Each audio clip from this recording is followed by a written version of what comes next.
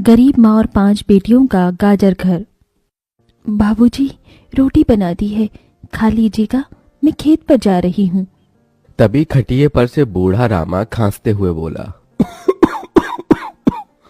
अरे बहू, ये ले, मेरी शॉल लेती जा, बाहर बड़ी ठंड पड़ रही है। नहीं बाबूजी, इसकी जरूरत आपको ज्यादा है, क्योंकि घर में ओढ़ने को एक भी कंबल नहीं। माँ, आज हम तीनों भी आपके साथ चलेंगे खेत पर बच्चों, तुम्हारे पास स्वेटर भी नहीं, सर्दी लग जाएगी। माँ, जल्दी तो आपको गुलिया दीदी और तानी दीदी को भी लगेगी। अगर हम जब एक साथ मिलकर खेत पर काम करेंगे तो ज्यादा पैसे आएंगे और फिर हम कंबल खरीद लेंगे। मेरा राजा बेटा कितना समझदार हो गया है, माँ के दुख को समझने लगा है। सरिता अपने बच्चों के साथ खेत पर आती है, जो कि जंगल के पास पड़ता था। बच्चों, हमें आज के आज खेत जोतकर गाजर की फसल बोनी है। सरिता की चारों बेटियां और राजा भी कड़ी मेहनत से बंजर खेत को जोतते हैं और फिर सब मिलकर खेती करते हैं। दिन बीतते हैं। एक रोज जब सरिता घर आती है तो वो अपने पति को घर में जुआ खेलते देखती है। अरे बिरजू, भूख लगी है। ये ले, दारू 2 घूंट मार ले। अरे खाली दारू, इसके साथ कुछ चखना मिल जाता तो मजा आ जाता। अरे देख बिरजू, तेरी लुगाई आ गई। बिरजू को घर में जुआ खेलते देखकर सरिता बौखला कर बोली, अजी, तुमको शर्म नहीं आती?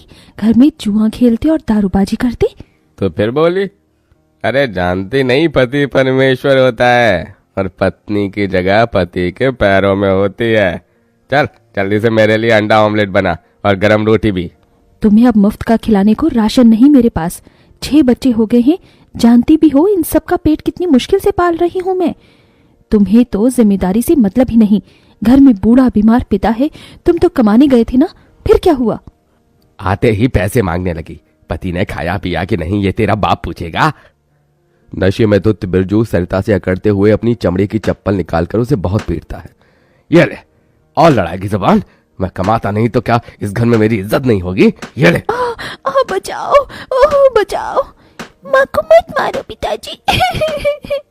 तभी लड़खड़ाते हुए बिछौने से उठकर बूढ़ा रामा कहता है, अरे निकम्मे, छोड़ दे बहू को, निकल जा इस घर से तू, और फिर कभी शक्ल मत दिखाना। अरे ये मेरा घर है, मैंने बनाया है इसे। बिरजू चला जाता है। तभी रामा रोते हुए बोलता है, अरे जाने कैसे उड़ाऊं बेटे को जन्म दे दिया है मैंने। मेरे हाथों भारी गलती हो गई जो इसे तेरी शादी कराई। बहू माफ कर दे मुझे। पर उस 5 बेटियों की गरीब माँ का दुख इतना ही नहीं था कि एकदम से जोरदार तूफान उठा और झोपड़ी की छत हवा के झोंके से उखड़ कर गिर गई। हे भगवान, इतना भयंकर तूफान! तानी, गुड़िया, अंजू, तुम तीनों सोनी, राजा और मुनिया को लेके बाहर निकलो। मैं दादाजी को लेकर आती हूँ। उठिए बाबूजी। नहीं बहू, तू जा, मेरा समय आ गया है। तुझे उन 5 बच्चियों की सौगंध, तेरे बाद उन्हें देखने वाला कोई नहीं। जा बहू, जा। सरिता के बाहर निकलते ही पूरी झोपड़ी गिर जाती है। सरिता छाती पीट पीट कर रोने लगती है। बाबूजी! अरे कैसा निर्दयी है रे तू ऊपर वाले। क्या मिला आखिर, क्या मिला तुझे मेरा घर उजाड़ कर? तू खुद तो अपने घर में सो रहा है और मेरी 5 बेटियों को बेघर कर दिया। जवाब दे, तू बोलता क्यों नहीं? सरिता को टूट कर रोता देखकर उसकी 5 बेटी भी बिलख बिलख कर रोती है। चुप हो जाओ माँ, रो मत। माँ, मुझे जल्दी ठंड लगती है। हे भगवान, इतनी बर्फ गिर रही है, मुझे इस ठंड से अपने बच्चों को बचाना होगा। सरिता सबका दरवाजा खटखटाती है, मगर कोई भी मुसीबत में उसकी मदद नहीं करता। हार कर वो अपने जंगल वाले गाजर के खेत में आ जाती है और सब रात भर ठंड से कांपते ठिठुरते हुए बीतती है। माँ, बहुत भूख लगी है। हाँ माँ, मुझे भी भूख लगी है।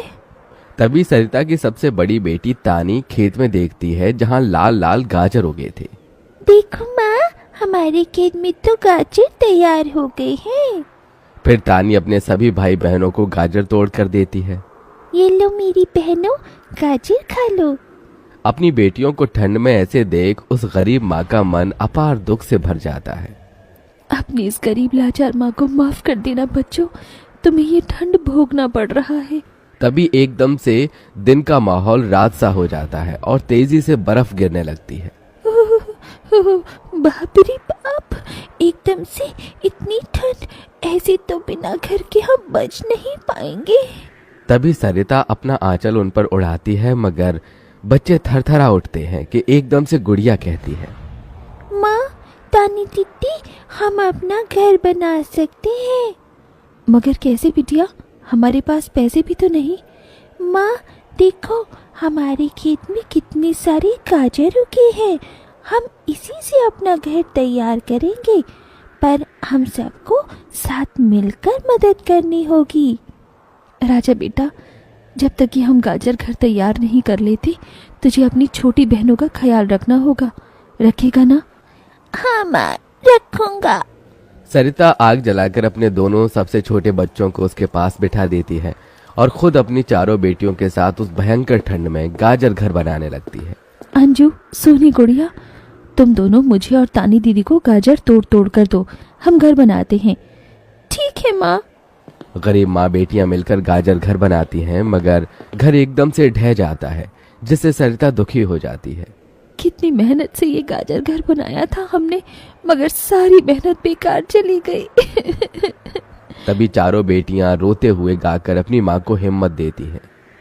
जिंदगी की यही रीत है, हार के बाद ही जीत है, थोड़े आंसू है थोड़ी हंसी, आज गम है तो कल है खुशी, जिंदगी की यही रीत है, हार के बाद ही जीत है।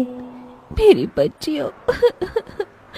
रोते हुए सरिता अपनी बेटी को गले से लगा लेती है।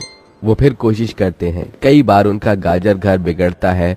तभी गुड़िया कहती है, माँ, अगर हम अपना गाजर घर मजबूत बनाने के लिए पहले लकड़ी फट्टे से ढांचा बना लें, तो फिर हमारा गाजर घर नहीं गिरेगा।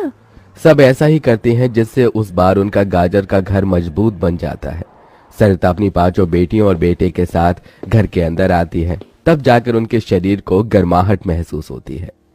अरे वाह माँ, दीदी, आप सबने कितना सुंदर गाजर घर बनाया है, और ये कितना गर्म भी है।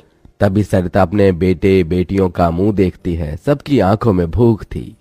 मैं जानती हूँ तुम सबको भूख लगी है ना, अपनी माँ को एक दिन दे दो, मैं कल काम ढूंढ लूंगी। ठीक है, आज हम ये गाजर खाकर सो लेंगे। आप भी खा लो ना माँ, आपने 2 दिन से कुछ नहीं खाया। सोनी अपने नन्हे हाथों से अपनी गरीब माँ को गाजर खिलाती है। अगले दिन सरिता ठंड में इधर से उधर काम ढूंढने भटकती रहती है, मगर कोई उसे काम नहीं देता। इधर अब उसके खेत के गाजर भी खत्म हो गए थे, जिससे उसकी बेटियां भूखी थी और उसकी दुधमुही बेटी भूख से रोई जा रही थी। माँ, मुन्ना को भूख लगी है, उसे खाना चाहिए। छोटे बच्चे खाना नहीं खाते राजा, इसे दूध पीना है। हे बसुरी बजैया, एक माँ की ममता की इतनी भी परीक्षा मत लो कि वो अपने बच्चे को दूध भी ना पिला सके। तभी सरिता को द्वार पर एक गाय के रंभाने की आवाज सुनाई दी। माँ, लगता है बाहर गाय आई है। सरिता अपनी बेटियों के साथ बाहर आकर देखती है तो गाय के थन से दूध की धारा बहे जा रही थी। इस गाय के थन में कितना दूध गिर रहा है। सरिता गाय का गर्म दूध अपनी बेटी को पिलाती है। तभी गाय उसके खेत में जाकर गोबर कर देती है, जिससे एकदम से जादू होता है और खेत लाल चमकदार गाजर से भर जाता है। माँ, ये तो कोई जादुई गाय लगती है। देखो, हमारे खेत में कितने गाजर हो गए। हाँ गुड़िया, मैं जादुई गाय हूँ। मुझे वरदान प्राप्त है, जिस भी बंजर खेत में मैं गोबर करूंगी वो फसल से भर जाएगी। मैं इससे पहले भी तुम्हारे खेत में आई थी। इसका मतलब गौ माता, आपकी वजह से उस वक्त भी मुझ गरीब के बंजर खेत में गाजर उगी थी। आपका कोटि कोटि धन्यवाद गौ माता। माँ, तुम काम ढूंढ रही थी ना, अब मत ढूंढना।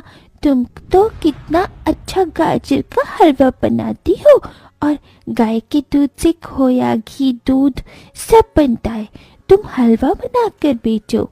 सरिता उस गाय के दूध से घी, खोया तैयार कर लेती है और गाजर का हलवा बनाकर बेचने लगती है, जो कि लोगों को खाने में स्वादिष्ट लगता है। उसकी अच्छी कमाई होती है, जिससे उसकी आर्थिक स्थिति ठीक हो जाती है और वो गाय उसके गाजर घर के बाहर बंधी खेत के गाजर और घर दोनों की पहरेदारी दिया करती।